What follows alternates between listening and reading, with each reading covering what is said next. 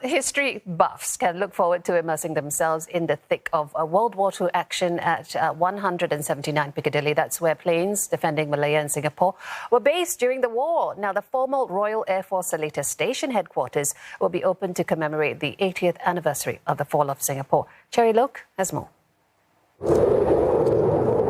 If you were here on a January morning in 1942, the roar of planes flying overhead might send a chill down your spine. 80 years ago, this place would have been abuzz with frantic activity. As the station headquarters of the Royal Air Force Seletar, it was the target of frequent air raids during the war. In fact, there used to be a hut here where I'm standing, but it was bombed by the Japanese. The Seletar-based planes were no match for enemy fighters. One report described how nearly all of Singapore's remaining air power was destroyed after an offensive. The building was subsequently occupied by the Imperial Japanese Navy Air Service. After the war and the British withdrawal, it got a new lease of life under the Singapore Armed Forces. Traces of history remained. This is inherited from the British forces. Okay, I believe they used to stock up their classified document and all these things. When I took over, the numbers are all not functioning. So it's used key system.